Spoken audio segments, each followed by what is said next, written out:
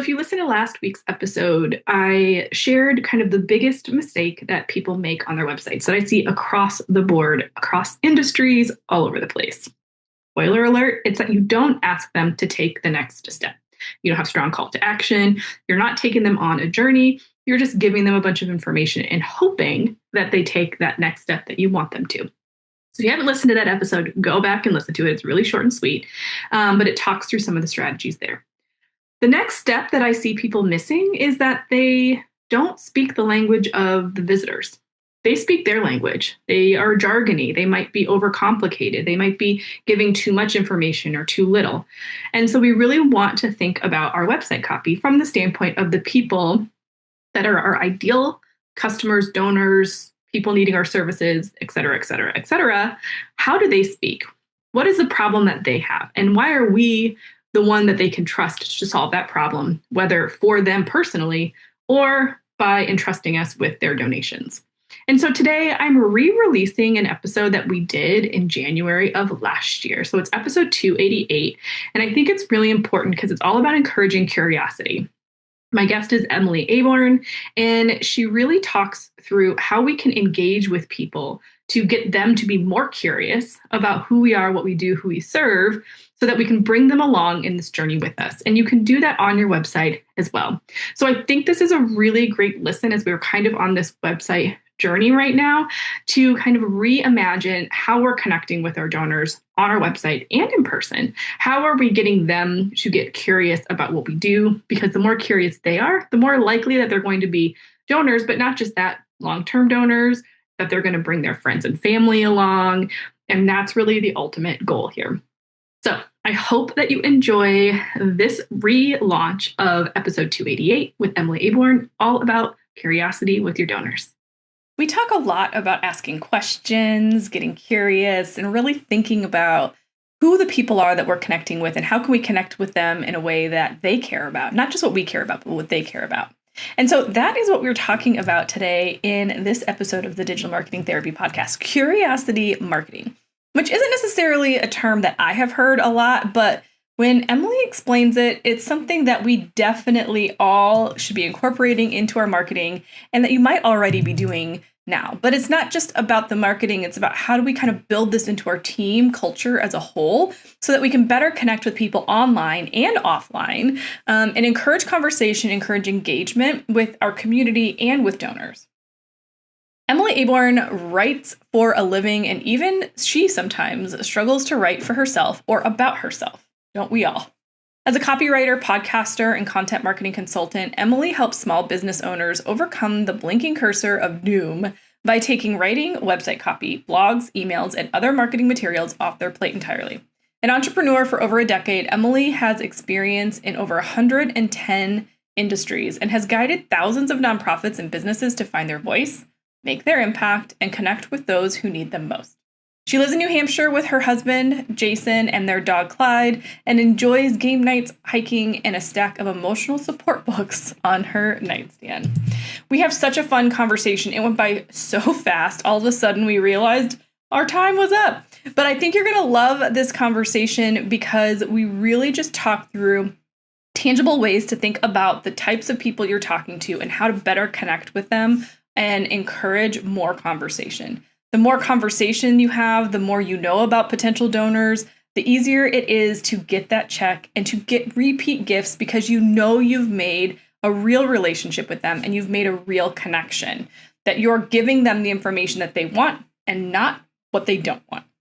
So I think you'll enjoy this conversation. But before we get into it, it is brought to you by our free resources at the first click. We have a lot of amazing free downloadables for you to access, covering everything from your website to video to fundraising to self-care. And you can grab them all at thefirstclick.net/resources. They're all the way at the bottom of the page. But I think you'll find some resources that can really help support you where you're at in your organization. Now, don't go downloading them all. Pick the ones that are going to help you with where you're at right now. So with that, head on over to thefirstclick.net/resources, see what's there, and let's get into the episode.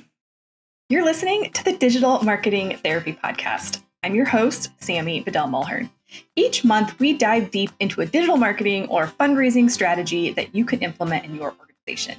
Each week, you'll hear from guest experts, nonprofits, and myself on best practices, tips, and resources to help you raise more money online and reach your organizational goals.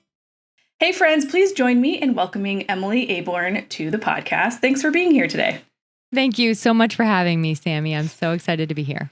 Yeah, so, okay, let's talk about curiosity marketing, because I think when we hear the term, it might be new to us and we might have our own feelings about what that means. But what is curiosity marketing to you? How did you kind of stumble into this? Why is it so important to you to share with the world?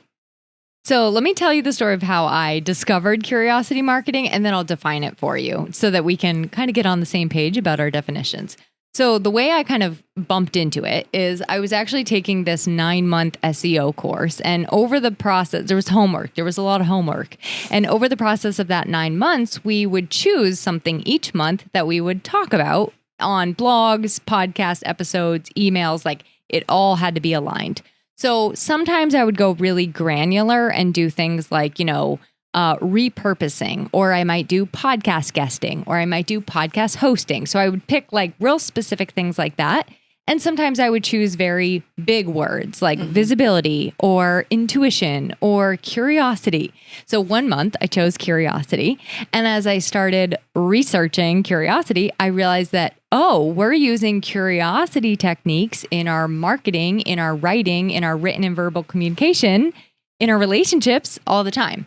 So that kind of opened up this whole world to me on what is curiosity marketing? How can I use it to engage my listeners, to engage my readers, to invite my community in, rather than kind of shut those things down? Mm-hmm. So to define the term, like I'm not going to give you the perfect definition, but I'll give you a Emily definition. Curiosity marketing is basically whenever you're able to open up a gap between what someone knows now and what they want to know. So think of curiosity as like, instead of like pushing someone to something or pushing something at someone, you're pulling them in. You're sort of like inviting them to take the next step. So think of like the last thing you were curious about, right? And like, you're just like, I have to turn the next page, or I have to go research that problem, or I have to ask that person that question because I want to know what makes them tick. So those are just different ways it can show up, but it's always like kind of inviting you to lean in and say like, go on.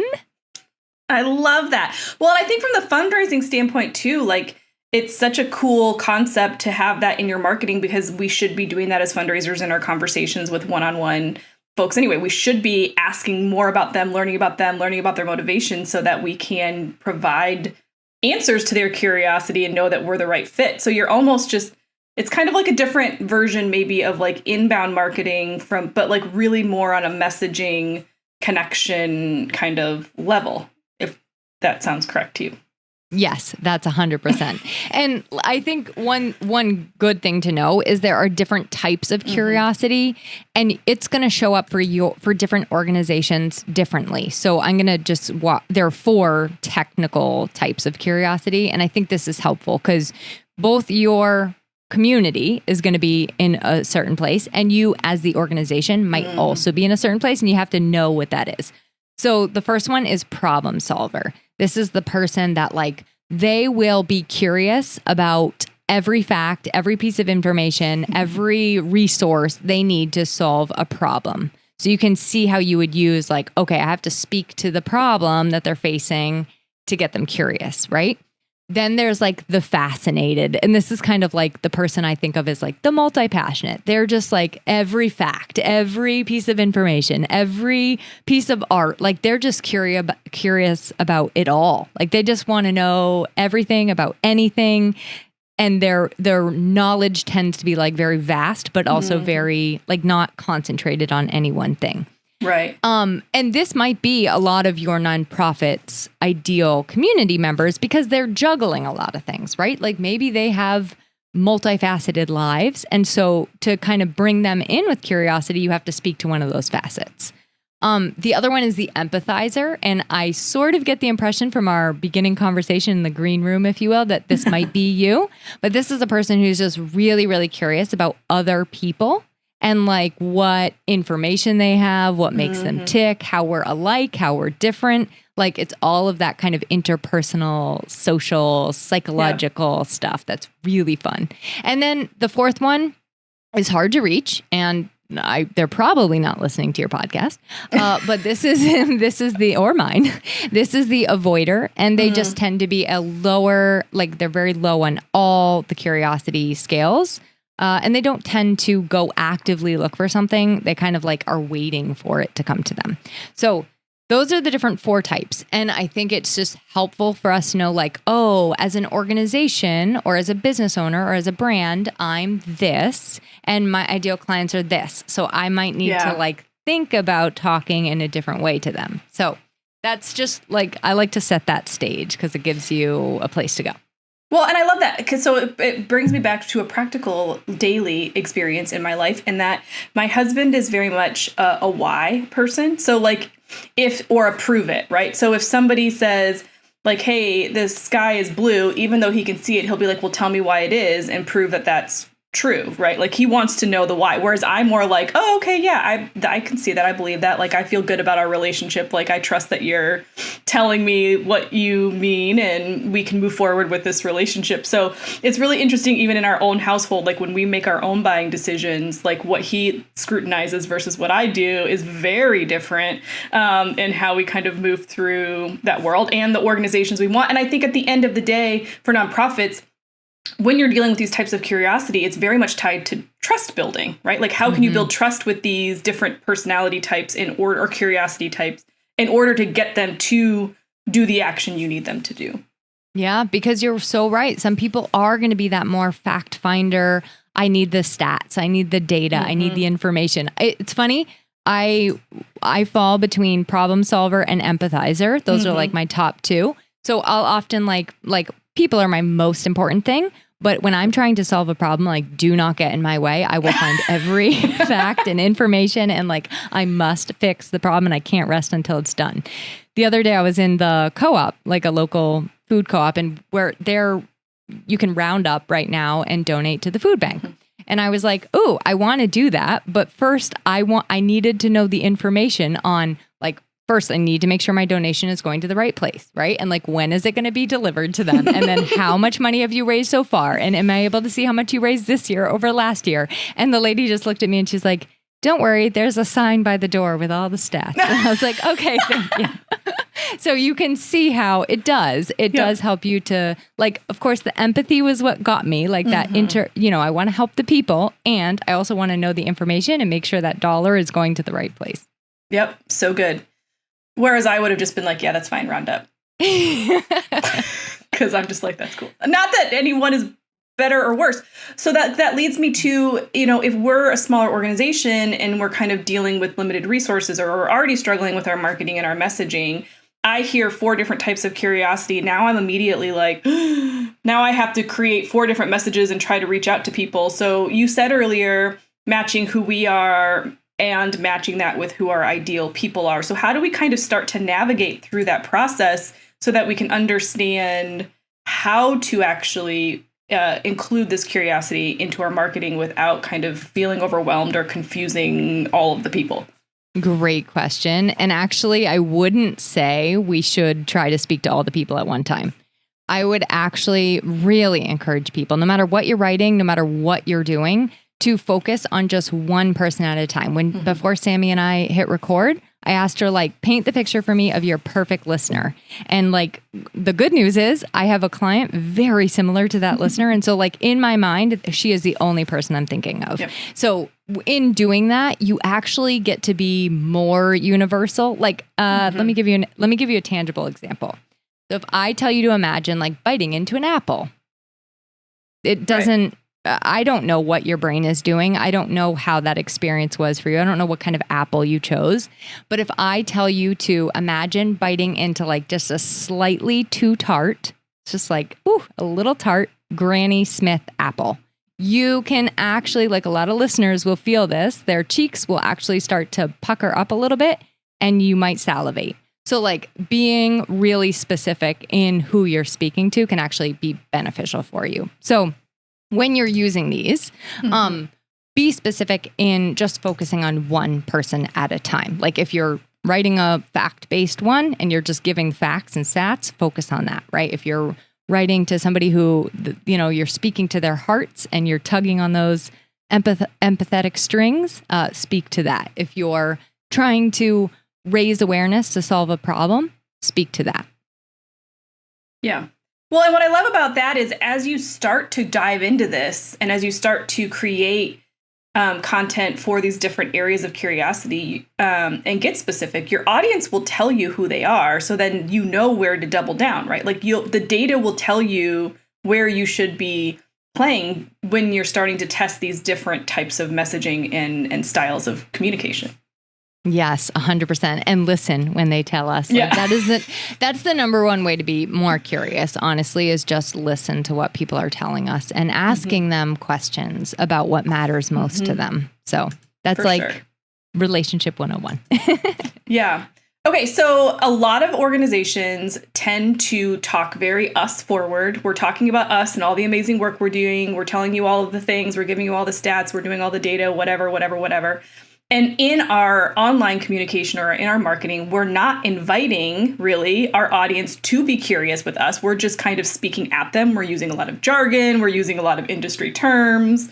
So how can we maybe kind of shift in our minds, kind of opening the door for people to reach out? I mean, we need to invite the curiosity in our one-on-one conversations, but in the online space, how can we kind of encourage that engagement and encourage that back and forth conversation so that they do ask more questions and they do feel like we are a space where they can kind of come in as they are and learn what they want to learn about?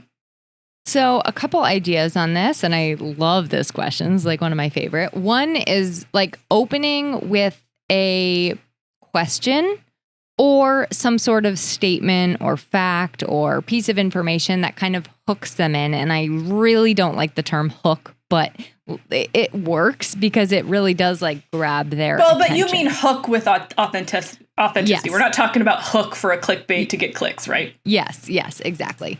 But asking a question is a good one. Like, have you ever considered right? Mm-hmm. Or is it important to you that You know who like weirdly does, this is not a nonprofit, but they do a really good job of this, is Airbnb. Like those commercials tell you exactly what your issues are with a hotel. They tell you exactly what your issues are with a generic stay. And then they show you how much better Airbnb is. They're so good at it, but they wrangle you in with like that kind of like hook. Like, have you ever, they're painting a picture for you. Have you ever experienced this? You're like, yes. Every hotel I've ever been to. So that's one way to do it, is like asking a question. Depending on the brand, like it doesn't even need to be a relevant question. Like that's where I like personality and humor a little bit, and like sharing your fun facts. But let's put that aside because that's more of like a personal brand thing. The other one is using stories. So so I work for a local like trauma initiative. We're raising awareness about like trauma resources in our community.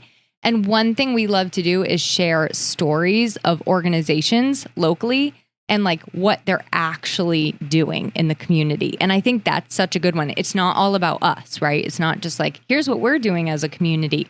We're like now shining the spotlight on somebody else and telling their story. And I think that's a good one. Like make them the hero, right? Make somebody else the hero and put them in a positive light. And then the other one, you talked about this, and I think this is so important, is just not overcomplicating with jargon and language. Like, I can't even stress it enough, but some people don't even know like what a copywriter is. They think it's like that little C at the bottom of the website, right? So like using everyday I'm going to use a big word now, but vernacular, like everyday language that people can understand. So that means we just have to know who our reader is and know who our audience is. Some people are going to want the complex language, and we have to know that. Like, you're going to speak to a scientist, perhaps, differently than you might speak to somebody at home caring for their family. So, yeah. Well, and we always say, like, write and interact at a 6th grade level, not because your audience is incapable of understanding something, but because there's so many messages coming at us, we need to be able to distill it as quickly as possible. If I have to read something and really process it and think about it and like try to figure out what it means, like you've lost me. But if I can get it in like 2 seconds, okay, now I'm inviting myself into, okay, maybe I do want to learn a little bit more, right? Which is, I think, exactly what you're saying. The example that I can share is I have a client who gets mad at me all the time for some of my messages.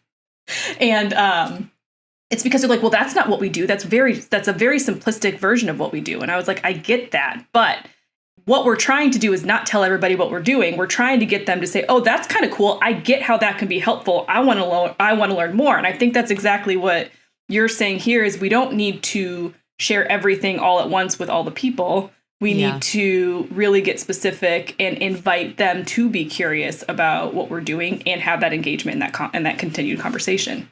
I want to give a really tangible tool for anyone that does struggle with that, speaking to that way over people's heads. So you can use an AI tool, and there are lots of tools out there that will show you what grade level you're writing at.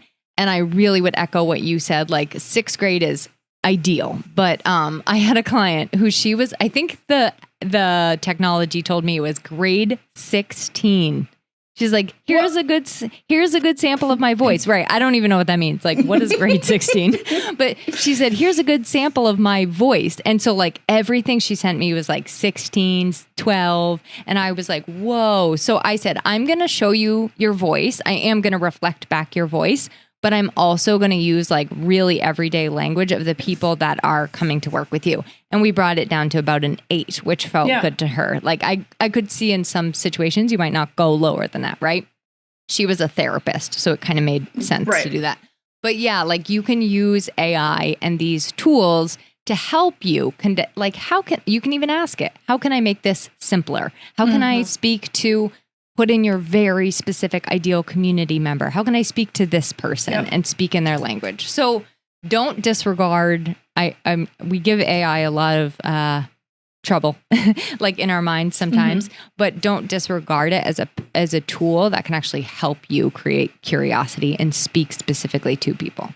Well, I think that's a great tip because you could write a long form blog post and take, kind of create the personas for your own organization to the 4 types of curiosity that you mentioned at the top of this episode, and create prompts to say, okay, now here's my one piece. Now write it for this, write it for this, write it for this. So you have your core piece and you can easily kind of have some support in creating it for those various types of people that you can then arm your fundraising team with. Like, hey, when you're out in conversation, if you feel like the conversation is going this way, here's some messaging points. Like it's a great way to kind of learn and research and kind of figure out how you can have better conversations and then mimic that in your online marketing. Yeah. I would say the other idea that pops into my mind, which I think might be helpful for some nonprofits, is to not be afraid or shy away from sharing unique perspectives and insights. I'm not talking about hashtag vulnerability or hashtag unpopular opinion. I'm talking about when you actually have a real unique perspective on something or you have a heartfelt message. So something locally happened in our community, and it would have been easy for this organization to just go on with their normal newsletter and not address it. But they actually wrote we worked to write a really heartfelt message about what had happened. And I think that was a really good way because people are more curious when we're also curious and showing them that we care about them. Right. So don't shy away from really taking your stand sometimes and showing a different perspective or a different insight into something that you as an organization can have. That is not blanket advice. They're totally, time and a place. I like to be clear. There's nuance, there's time, there's place. It has to align with your values. There's a lot to consider. But I think it can be really powerful in creating that curiosity and that connection. Well, and I love that. And I want to flip that into a lot of times we don't stand up for things if they're relevant to the work that you're doing, right? If they make sense. We don't necessarily maybe stand out because we don't want people to not give to us because we're trying to be all things to all people, right? And I think in that case, maybe you got deeper relationships and got more trust from the people that are the right fit for donors for your organization. And maybe some people were like, well, I don't know the situation, but maybe some people were like, you know what, that organization is not right for me. But that's okay, because you don't want money from everybody, because they're not going to continue to give and you're just going to spend a lot more effort. So like in situations like that, as we're kind of thinking about how do we invite people to be curious, how do we show that we're curious and that we're open to conversation and that we're a part of the community, not just these people doing these things.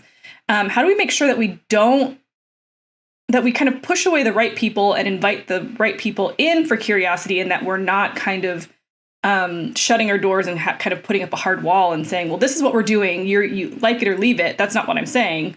You know, like there's that fine line there. I'm not really saying that well, but I think maybe you get what I understand what you're saying. And I think some of it we talked about with being specific, but, you know, because the specific can be universal. But I think even more importantly, here's what I love. And I really stand by this and do this in my own like podcast and content. It's not being prescriptive or like it's our way or the highway, right? It's this or that. This is the truth. This is not. And I think that shuts down a lot of curiosity. It closes a loop. So anything that like, I try to think of it like anything that closes a loop and is just like definitive or prescriptive or like everybody should do this. Everybody should think this. That's an indicator. Yeah. You know, those kind of things are things I really would invite us all to consider avoiding. And some of the way to do that is simply by what I just did. Like I would invite us all to consider exploring, right? So even thinking of things like that. But whenever we're being prescriptive, it's usually an indication that like you might be shutting down the curiosity of your community. And it might even be the people who are interested. Yeah. You might be shutting it down.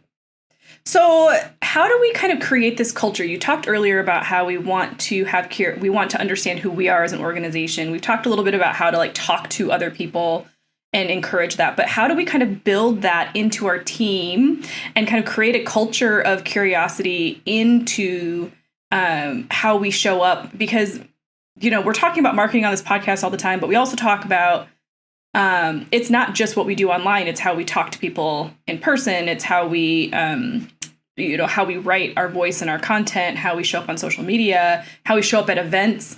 So how do we kind of create that culture within our team? Because you said should is the bad word. The other phrase that we hate is, well, that's just the way it's always been done. And there's a lot of that in the development space. So how do we kind of build this into who we are as an organization? Because that can be tricky. Okay, first I want to highlight something amazing you just did to make me like curious. Like just asking that question, first of all, it's a different question than I've ever been asked. And so it gets my brain like excited, right? And that's all curiosity is. It's just like getting our brain excited. So one of the ways to do it is to ask different questions in your organization. Like instead of saying, okay, actually I'm going to use a really basic example. Like, let's say I come up to you at a networking event and I'm like, so Sammy, what do you do? Like, how many times have you been asked that question? You're like, oh my God, do I have to answer this again? Right? Like I blah, blah, blah, blah, blah, blah, blah. So instead of asking that, like ask something that engages somebody's curiosity. Like, Sammy, what are you working on right now? Or what are you focused on in 2025? So asking something like that, that's like, I'm going to learn about what you do when you answer that question for me, most likely. But it just kind of, the listener hears it and they're like, okay. So thinking throughout your organization, in your team meetings, what if you start with like, what are you all excited about today? Or it doesn't have to be that Pollyanna-ish if you don't want it to be. But like, so what's everyone looking forward to at the end of their workday today, right? So like just asking different questions to learn about the people within your organization. And I would say take those 4 types of curiosity we talked about at the top of the episode and invite people to figure out which one they are, which one they're most like, and like explore it a little bit and like talk about it. Like even conversations like that, I think just creates this environment of like a little bit more engaging, a little bit more caring about one another. And like that brings you together collaboratively as a team. I think that's great because we also don't know what people are dealing with on a day-to-day at different roles in their organization. Like we all have different stressors. We all have different responsibilities. My biggest ick is when marketers say to everybody, well, I need more content, get me more content. Like, you're not marketers. You're not thinking about it the way that I am. So if I'm just telling you, give me more content, you're not going to give me anything of value because you aren't thinking about it in the same way that I am as far as like what's going to be helpful, beneficial, and what we're trying to do, versus saying like, hey, I would really love to get a 30-second video of you out in the field, you know, walking a dog and like showing how much energy, like how important it is to get them out. And we're looking for volunteers, like helping to craft those stories. And so I think what you said is brilliant because it also just helps us kind of build connections within our team to be able to then come in and say, oh, you're doing that? Like, that's super cool. Did you know that we have this going on over here? Maybe that could help. But you would have never made that connection otherwise if you're not kind of creating those questions in a different way. Yeah, I love it. And then I think the other one is just like through our conversations, and whether that's team or with your community, is like not giving too many details, but also not being super mysterious, right? Like, there is nothing worse than when you're like trying to get information from somebody and it's really, really vague and you're like, I don't know. Right. But also it's annoying when you get way too many details. You're like, did not need to know all this. So I think that's a way, like in our conversations and with our external communication, we can all kind of focus on that. Like, where is sort of the sweet spot for like just enough details? It's like a recipe. Like, you want it to be spicy, but you don't want it to like scald their mouths off, because that doesn't make them curious. No, I love that. Okay, well, as we wrap this up, kind of we're just getting into 2025. So what are you most excited about as you continue to do this work and share about curiosity marketing? Like, what is kind of something that you are just really excited to explore and continue working on this year? Well, thank you for the question. And I want to ask it back at you. So I am focusing in 2025 a lot on like brand voice, which I've always done, but I'm going like really deeply into brand voice and understanding people's voice, because to me, I think that sharing like our personality and who we really are is one of the best ways to create curious collaborations. So I like to help my clients in that way. So that's like my big focus for the new year. And I would love to hear yours. Oh, geez. Well, mine is we have a lot of resources that we've been pumping out over the last few years, and they just need some refresh and revamping. So I'm really excited to jump back into all of our kind of downloadables and give them a little bit of a facelift and kind of reshare some new strategies. I mean, it's all the same because we work very much on foundational stuff, but just kind of updating it, you know, with all the things around AI and all the goodness there. So I'm just excited to kind of jump back into old content and clean it up, which, we're starting to work on right now. So good. I love that. One of the questions I always ask in my reflections is like, what am I bringing back and like making new? So that is such a good answer. Yep. I love it. Well, Emily, this was fantastic. So many good tips. And I just like that it's a new way to think about how we show up for each other, how we show up for our community, how we show up for our donors, and just being like good humans and respecting each other and inviting people to have conversations. So I think that's great. If people want to learn more about you, connect with you, how do they do that? Yeah, thank you so much for having me. This was a lot of fun. And you ask really good, unique questions, which I love. Oh, good. My website is just my first and last name, emilyaborn.com. And you can connect with me in all the places, LinkedIn, wherever you are, I am there. Yeah, and we'll have everything linked up in the show notes at thefirstclick.net/288. So you can check those all out there. But Emily, this was such a pleasure. Thank you so much. Thank you. Have a great new year. Okay, one of my favorite conversations. So much fun. I love Emily's insight into how we can approach these conversations externally and internally. So I'm curious about what you are going to do first. How are you going to start to implement this into your organization and into the way that you connect with people and connect with fundraisers, or with your funders and your donors and foundations and grants and the community that you serve, to help build better connections and showcase brand awareness for who you are and what you do, the amazing work that you're doing every single day. So make sure you head on over to thefirstclick.net/288, grab the show notes, grab the resources that are mentioned here, and make sure you hit that subscribe button where you listen. Now, remember, we have bonus episodes coming out throughout the year, and the only way you're going to know about them is if you are subscribed. So make sure you subscribe and hit that notification bell on YouTube. And leave us a review on Apple Podcasts or Spotify while you're there. Helps us get this podcast out to more nonprofits that need the support just like you. Thank you for being a listener. I appreciate you so much, and I can't wait to see you in the next one.